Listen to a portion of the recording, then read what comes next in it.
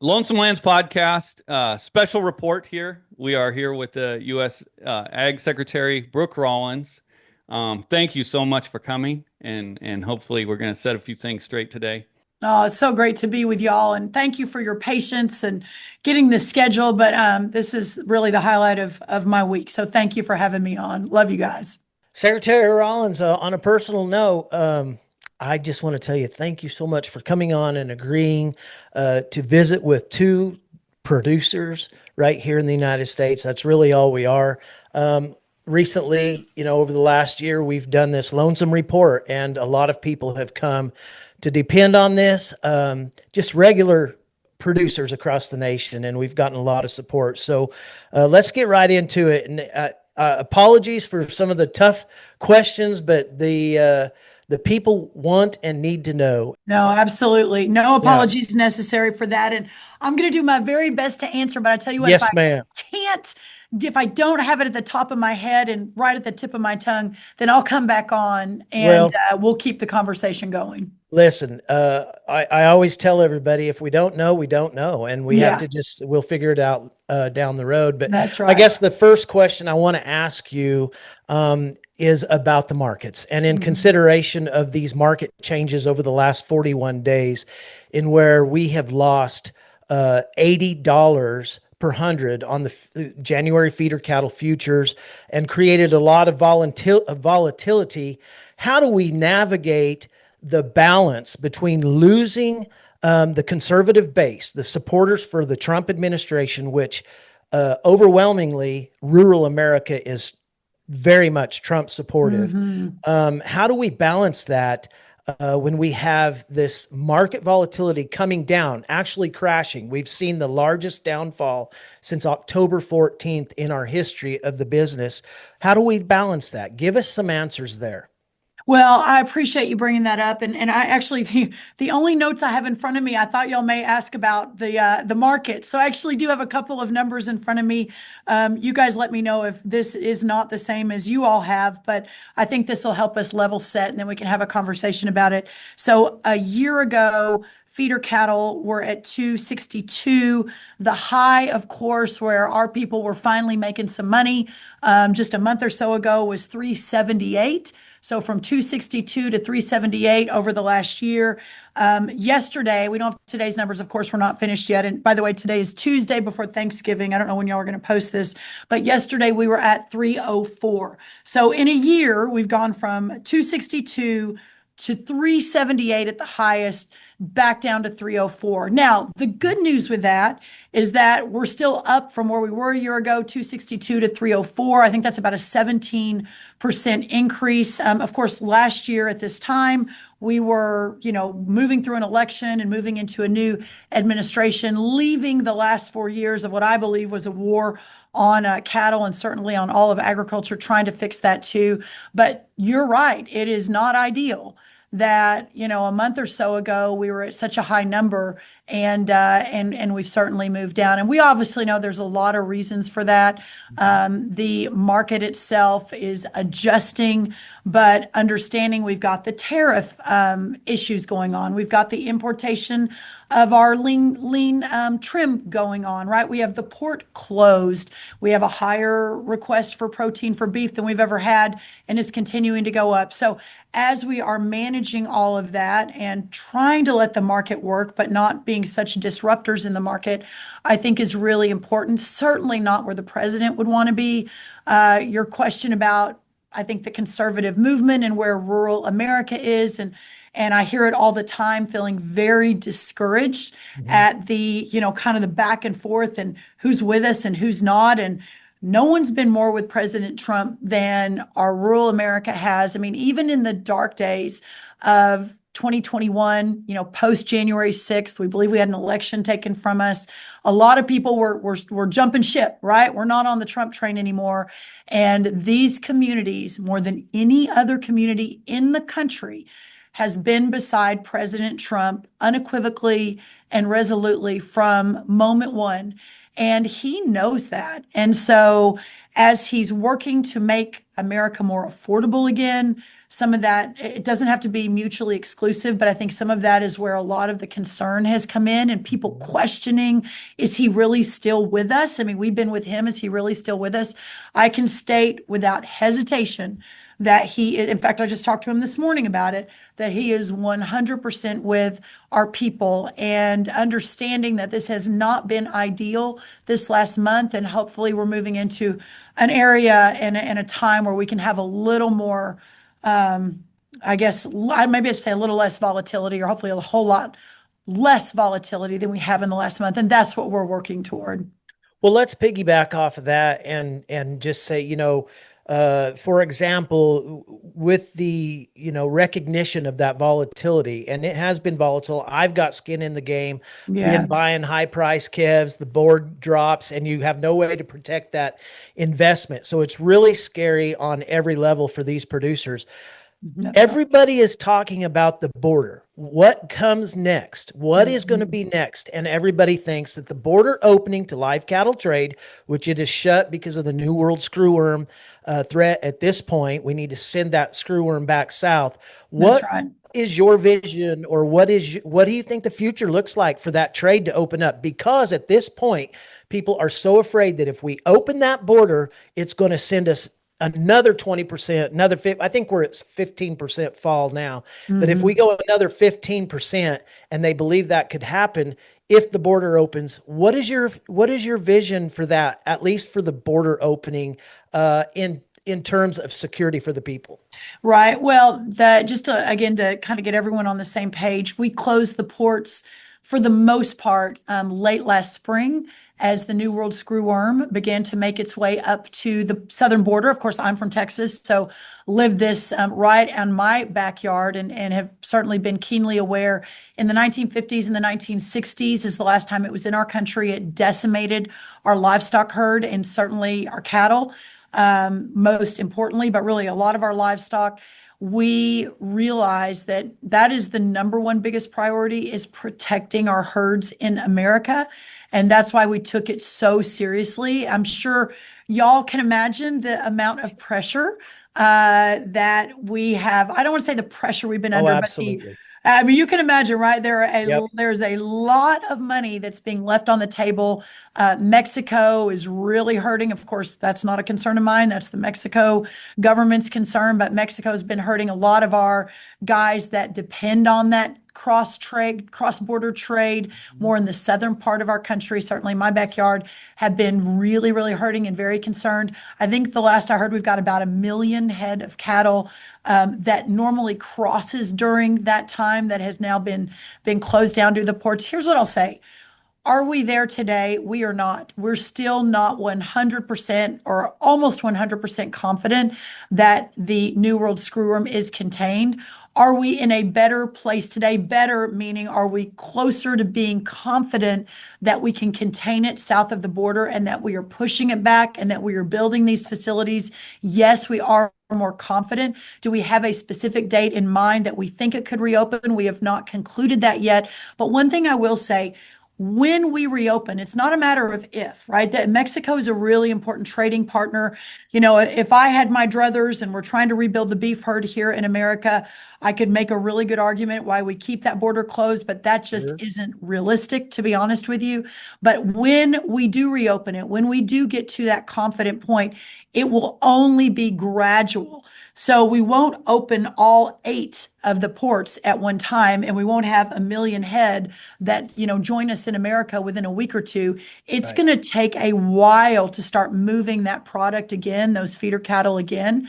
And so that's really what we're looking at. We're looking at what, from an aphis perspective, what that New World screwworm, where it is in Mexico and where we're pushing it back, how we're containing it. We're building the facilities to produce the sterile fruit flies, which will ultimately eradicate it. Did it 30, 40 years ago, and then everyone took their eye off the ball. That's part of it, but also the economic part of it too, and what that will do to the markets. We're looking at that very, very closely as well. Now, I know we're going to get into the beef plan, Shad, but I think Mhm. that's an important piece of this as well. While we are working on that south of the border, understanding when a port may open, not the ports, but a port may open, most likely the one in Arizona, which is furthest away from the screwworm.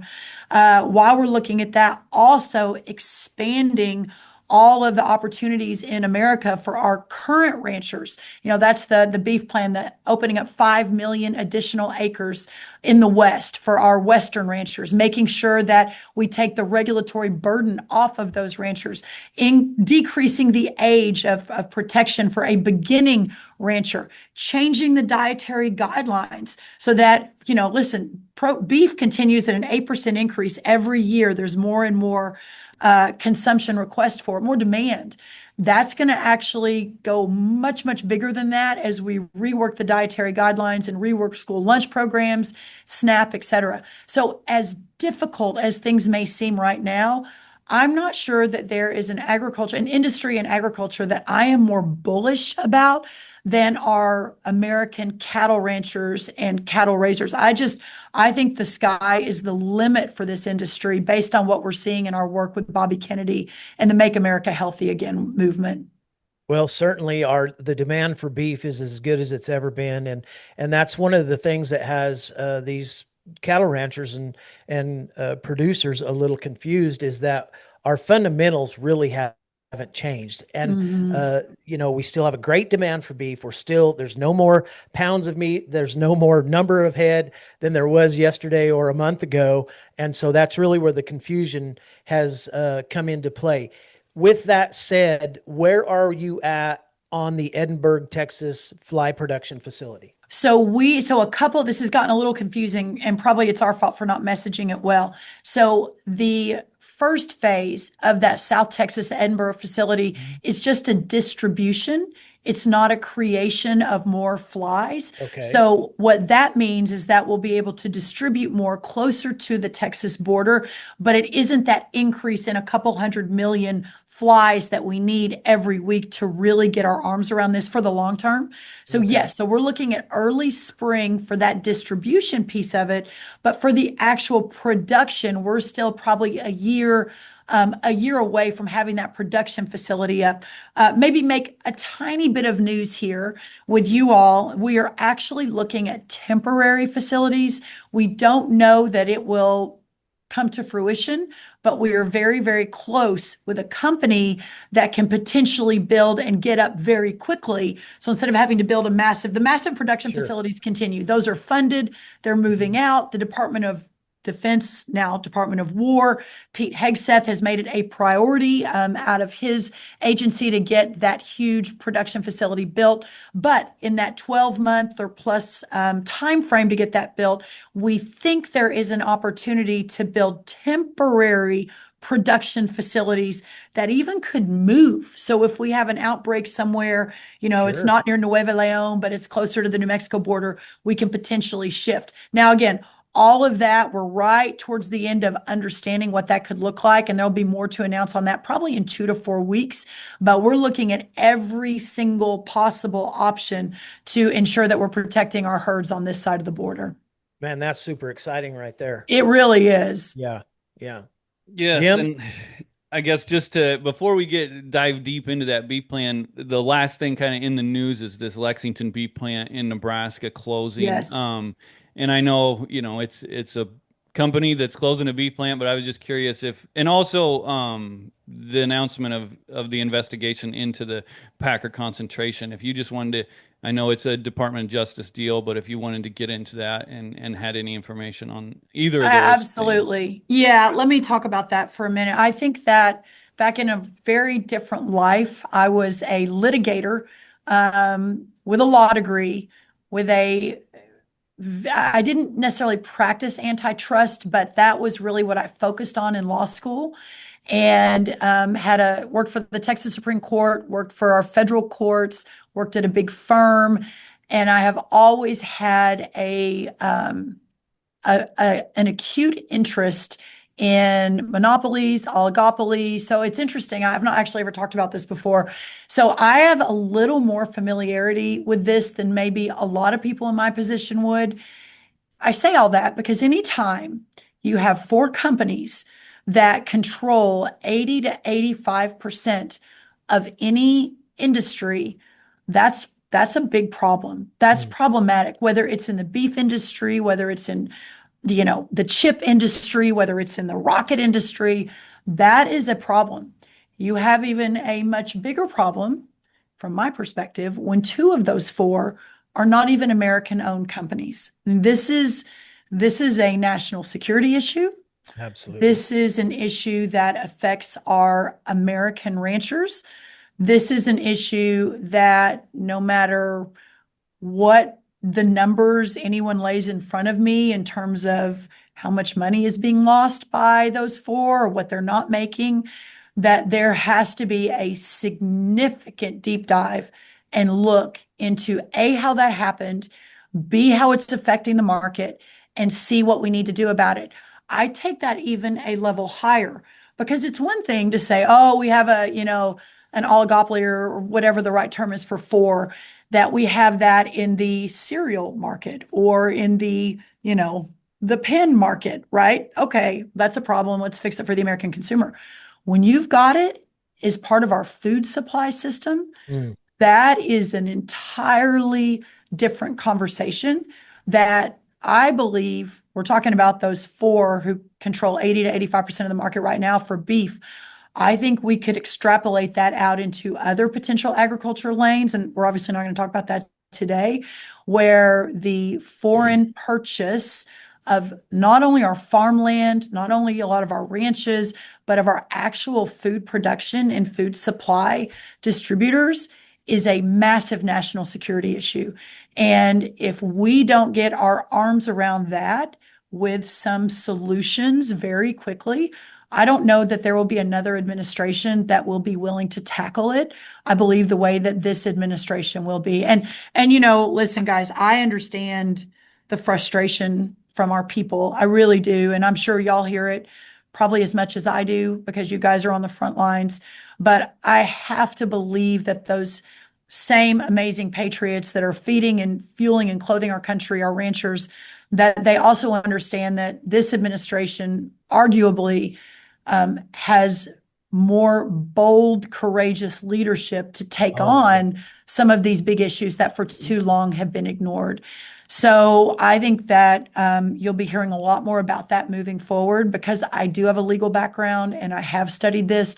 It's going to put me in an interesting position. So it isn't just DOJ. I'll be keeping a very, very close look and eye on this and continuing to make sure we're doing right by our farmers and ranchers. Having said that, let me jump to the plant that was closed on Friday. I think obviously adding one more, having just said that about the four, big companies that have such a hold on the market, when you have one that closes down, that I think it was 5,000 head a day, 3,000 jobs, you perhaps inject more volatility into the market that we're talking about trying to even out a little bit. And so I understand from the short term that was not ideal. Having said that, and as part of our beef plan, this opportunity to open up the markets to allow more locally owned processing plants move into the market. I've been on the phone all weekend with the governor of Nebraska, with other leaders in the industries, getting really creative about how we potentially use this unfortunate announcement, but what can we do to perhaps open that up and support more of the local processors? I met with a company last week that y'all may be familiar with, but they and understand they're not going to be able to ever do 5,000 head a day. So I'm not Pollyanna on this, but they have a company that sets up movable facilities for processing. So as we are looking to change the trajectory of how we, born, raise, and slaughter American beef, Amen, that's truly product of the USA, right? That's not hopping across the border and you stick this on and it says that. And this is real American beef that never goes anywhere but America. how do we marry that to our Make America Healthy Again effort? How do we match those to schools? How do we get new ranchers in, potentially veterans, et cetera, who can raise 100 head or 200 head or 300 head and then go to a local processor and then become the sole source for a school to have better, healthier meals? I mean, gosh, again, the sky is just there is no limit of opportunity here if we get this right. So that's an extremely long-winded answer, and I apologize, but I think it's important for y'all and your listeners to hear how we are thinking about this from this administration. This is a long-term, complete sort of realignment for our ranchers, for how and what we're raising, producing the best beef in the world, how we support local schools, how we serve the most vulnerable, how we get good meat to all the homes in America, and then how we do that by supporting more locally processed mom and pop small business entrepreneurs. Yeah. I'm really happy that you said that, because I think one thing that we need to recognize about the Lexington plant closing is that monopolistic power exerts over the market. Just the news that it was going to close down on Friday, limit down the next day. But more importantly, out of this conversation that I hear you saying is that you and President Trump understand that those prices, the prices of beef, are set at the packer and retail level and not at the rancher level. That's right. Which everybody is, talking about right now. And so that makes me very happy. And on the back of that, Secretary Rollins, I believe that with the plant closure, those other nearby plants will absorb some of that. That's right. And then we can push out these local and regional packing plants that we've so longed to have since COVID. If COVID did anything great for us, it was the recognition that the centralized packing companies are dangerous to national security and our food sovereignty. So I really appreciate you saying that. Amen. And that's an important point, Shad, there, just for your guys that aren't really as familiar with what happened on Friday. There are 3 other plants within, I believe, an hour or 90 minutes of the one that closed, and they were all operating below full capacity. So this actually will allow those other plants to perhaps operate at more capacity. But from my perspective, the most important thing is it perhaps allows us to bring in some small to mid-size processing to, again, begin to dilute the market, to push back, those that are controlling it.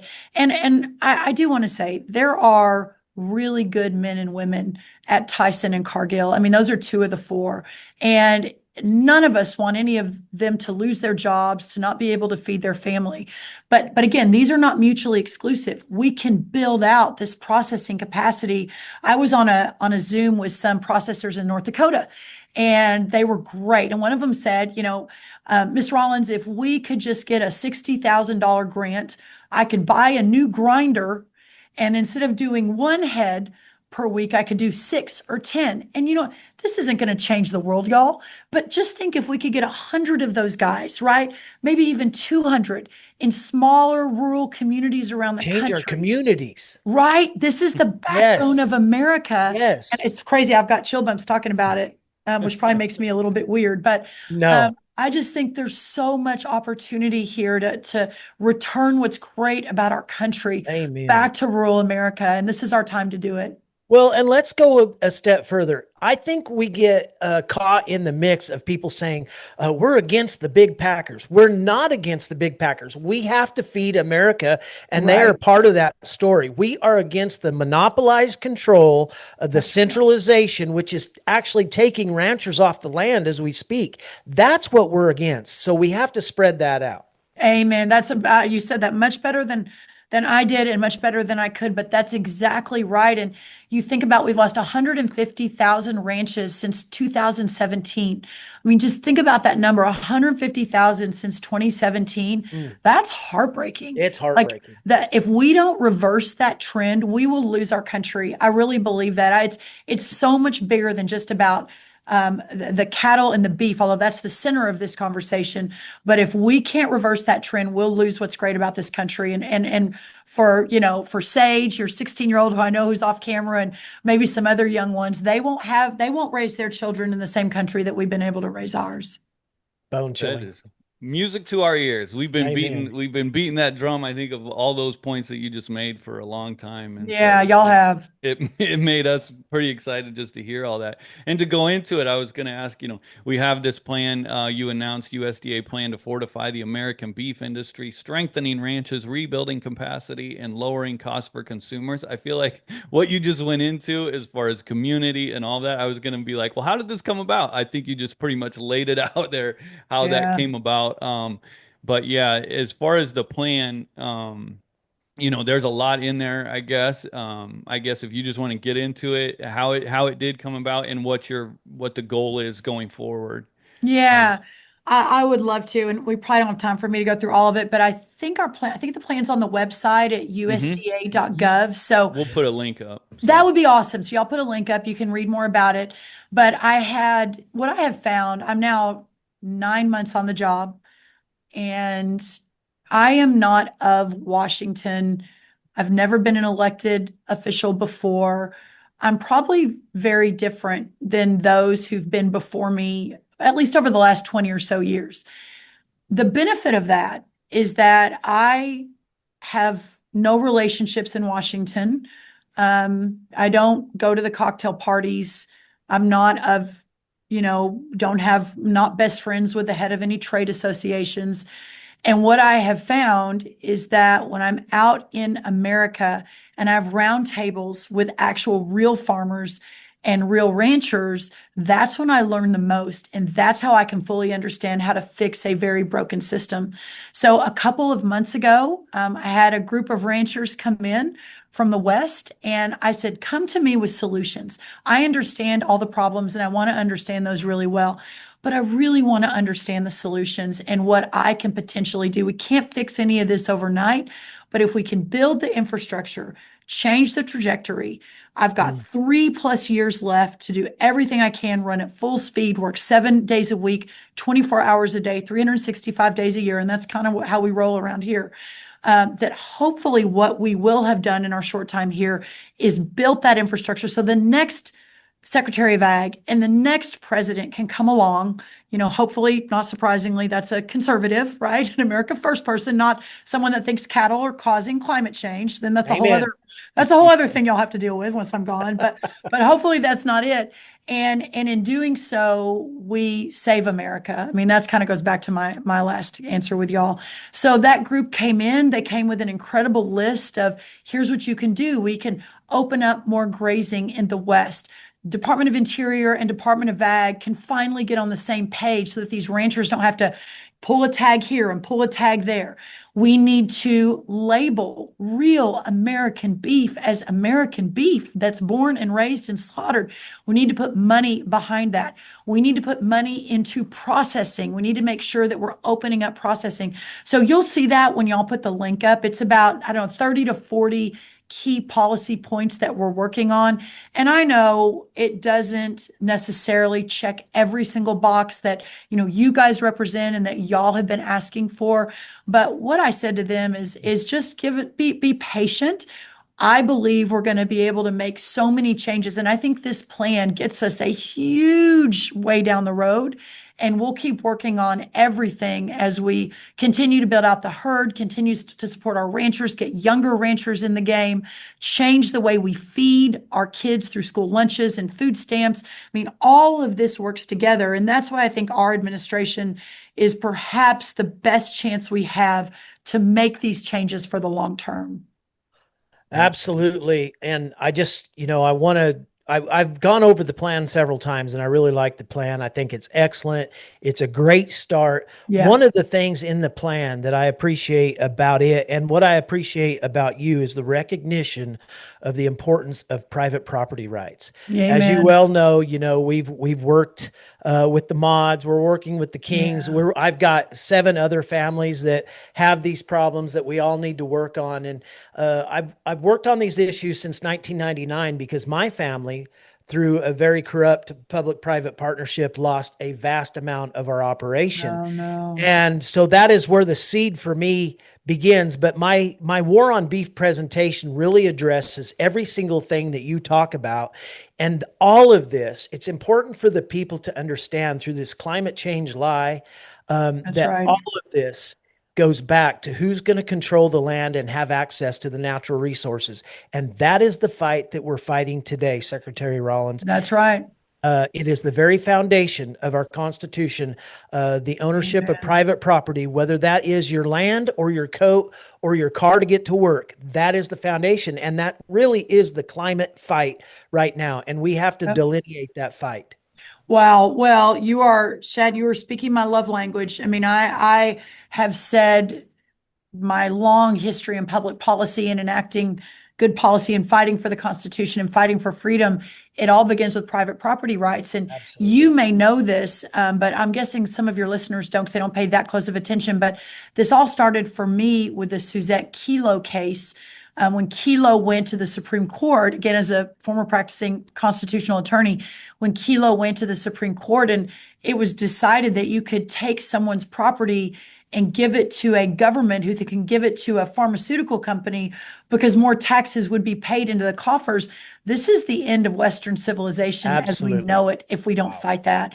And with the Constitution's amazing, the Founding Fathers' vision, I mean, all of that, we're fighting for it every day. But to your point, most people don't know this or understand this. Private property rights really is the undergirding principle to all of it. If a king or a monarchy or a tyranny or a elitist elected government can take your property and give it to someone else, there is no America.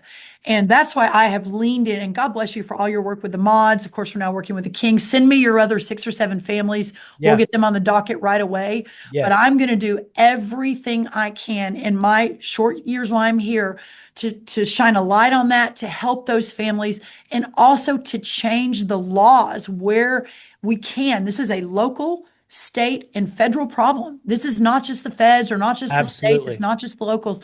We need an all hands on deck approach to fight for this so that when we're gone or when I'm gone, that we can continue that battle and just waking up America to what's happening right in their backyards, especially to our farmers and ranchers. Well, so is it possible when you have, let's just take, for instance, there's a deal in Colorado right now with the U.S. Forest Service and the State Land Board and other ENGOs that are coming together kind of.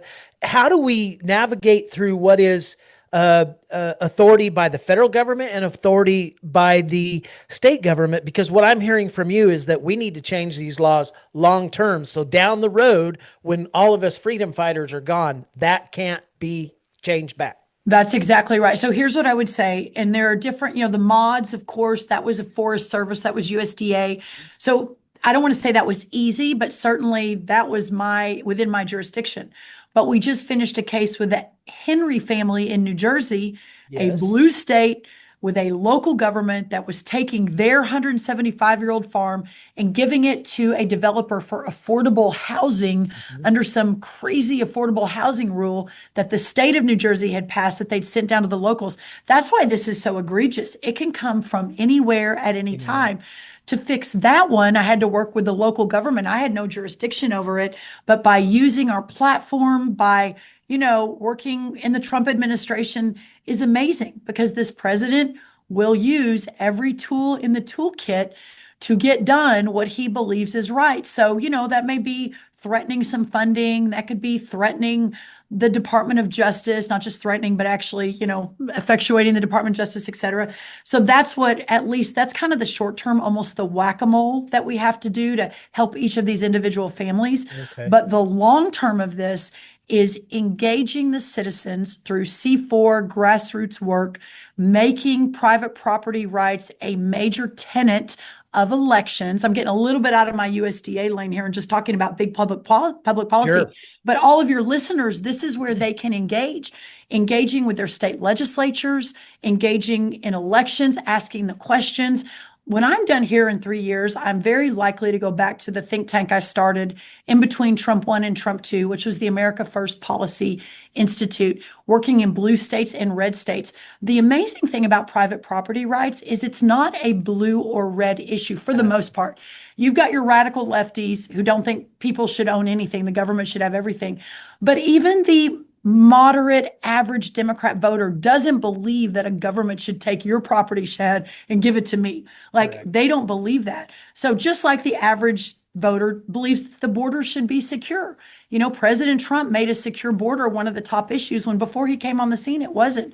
So how do we make private property rights a driving political issue? And then you begin to see the policy change follow behind that. The other thing I'll say on that is our side has never been great at using the courts to ensure that we're, protecting the Constitution. The Democrats and the left has been so good at filing the lawsuits and getting what they wanted, filing lawsuits with favorable left-leaning Democrat judges, and then getting the results they want.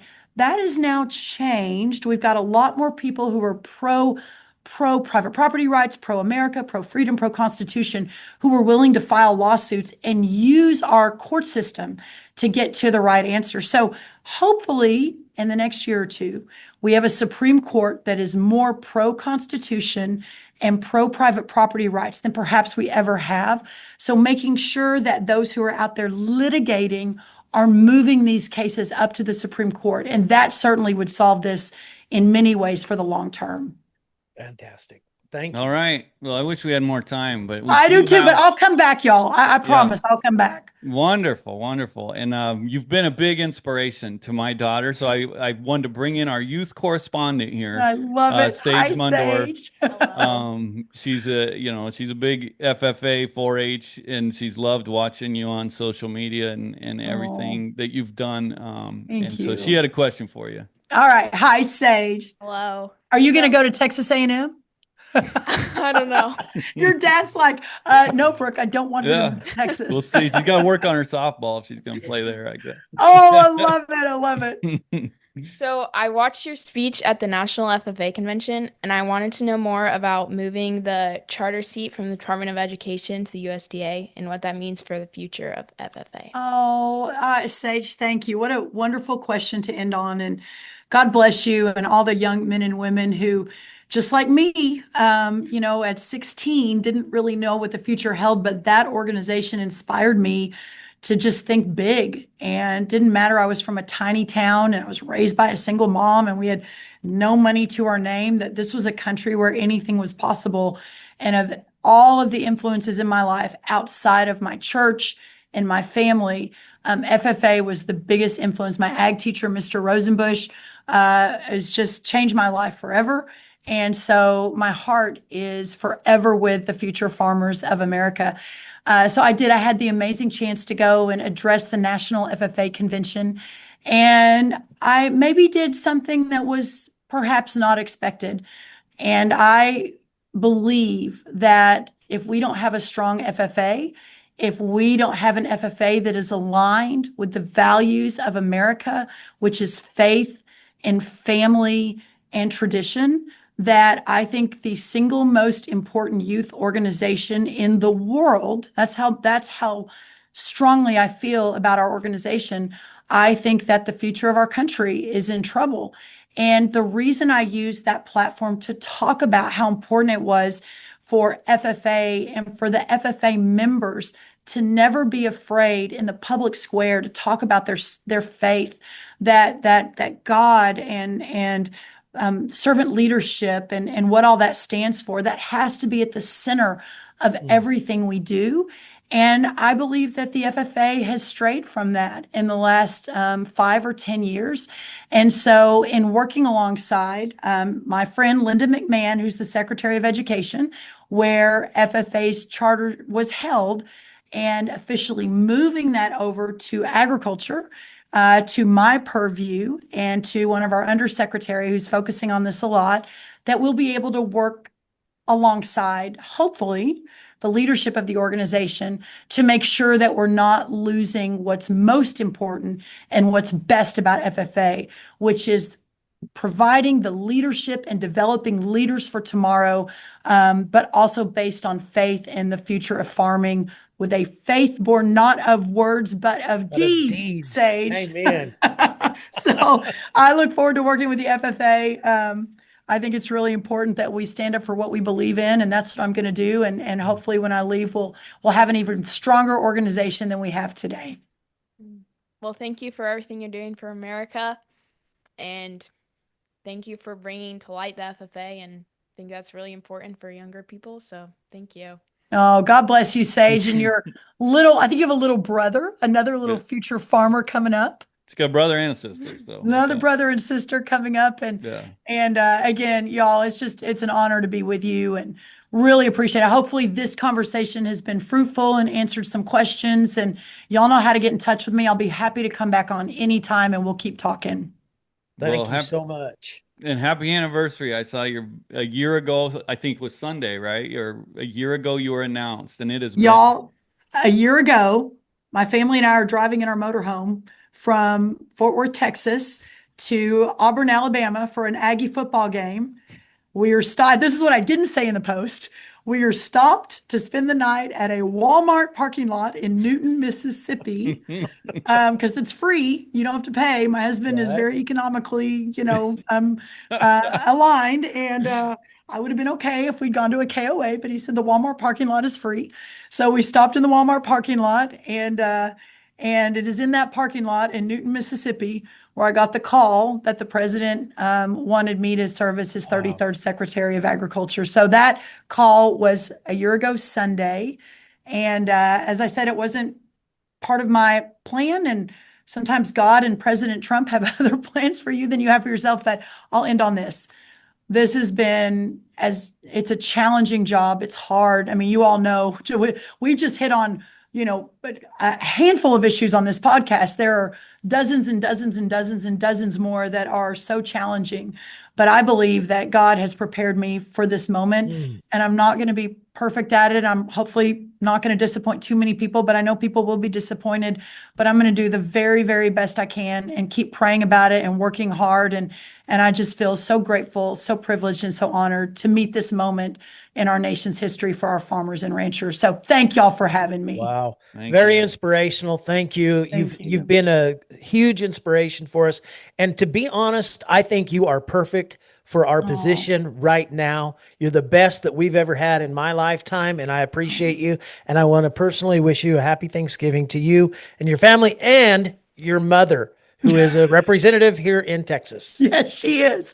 God bless y'all. Keep praying for our country, and Amen. I'll see you all so soon. Thank y'all. Thank Thanks, you so Sage. much. Thank you. Bye, everybody. Bye-bye. Go to lonesomelands.com, click on support. Are we help not us done? keep doing this. We'll see you next week. Adios. Happy Thanksgiving. Say bye. Brooke Rollins, you made my year. How could anybody not like her?